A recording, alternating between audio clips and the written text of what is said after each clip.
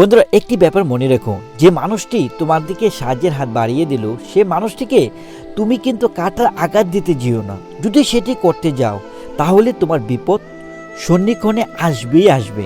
দেখো, এই নাটকের যে কাস্ট, 4টা স্ট্রং ক্যারেক্টার, জোবান ভাই, সাদিয়া আইমান এবং শামীম ভাই, এবং সাদিয়া আইমানের যে ফাদারের যে রোলটা ছিল, সে একজন বিশিষ্ট পলিটিশিয়ান।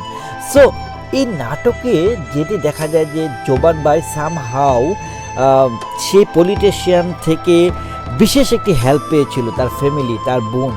তো ওই হেল্পটা করার পরে কিন্তু জোবান ভাই হয়ে যায় ওই পার্সনটার প্রতি অনেক কৃতজ্ঞতা বোধের কাছ থেকে শুরু করে তার একটি ডান হাত হয়ে যায়।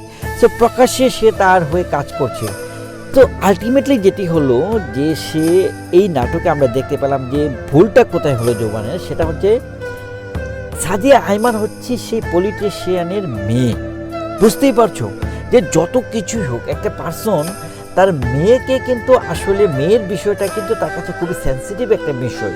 এই বিষয়টিকে তুমি কিন্তু হেলাফেলা প্রেমের ছলে নিয়ে নিলাম, মানে রিয়েলিস্টিক ওয়েতে যদি চিন্তা না করে যদি তুমি একটা ভুল ডিসিশন নিয়ে ফেলো, তাহলে তোমার বিপদ, ডেফিনেটলি তোমার বিপদ সমীক্ষণে আসবেই আসবে। এবং এই নাটকটি এই শিক্ষাটাই প্রত্যেক পার্সনকে, আমাদের সোসাইটির মানুষজনকে দিবে, যারা কিনা পাত্র না বুঝে, পাত্র বিশেষটাকে প্রায়োরিটি না দিয়ে যখন তখন ক্ষেত্র বিশেষ না মেনে প্রেমে পড়ে যায় এবং প্রেমের জোয়ারে ভেসে যায়। সো প্রেমের জোয়ারে ভেসতে গেলে কিন্তু একদম এত ভাসে দূরে চলে যাবে যে আর কখনোই কুলে ফিরতে পারবে না, কিনারায় ফিরতে পারবে না।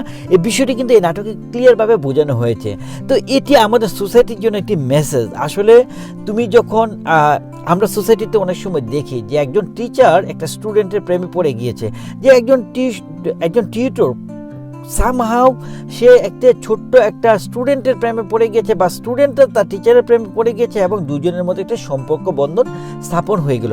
এই বিষয়টি কিন্তু সোসাইটির জন্য একটি থ্রেট এবং একটা বিগ প্রবলেম। এবং এইখানেও কিন্তু সেম ওয়েতে প্ল্যাটফর্মটা ডিফারেন্ট, যে একটা পলিটিশিয়ান যার হয়ে তুমি কাজ করছো, তার মেয়ের দিকে তোমার নজর চলে গেল। যতই সে মেয়ে তোমার দিকে ইমম্যাচুরিটি বসে সে প্রেমে পড়ে গেল, সেটাকে কিন্তু তুমি প্রশ্রয় দেওয়াটাই সবচেয়ে বড় বোকামি।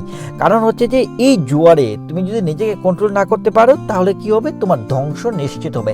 তো আমি এই নাটকটিকে বলবো যে ওয়ান টাইম ওয়াচ, যেহেতু একটি শিক্ষণীয় ব্যাপার আছে এখানে।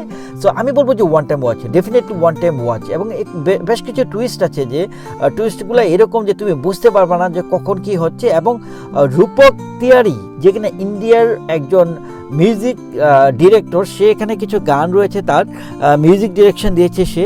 তো এই গানগুলোও কিন্তু চমৎকার ছিল, এবং নাটকের বিষয়বস্তুটা আমার কাছে ভালোই লেগেছে ওভারঅল।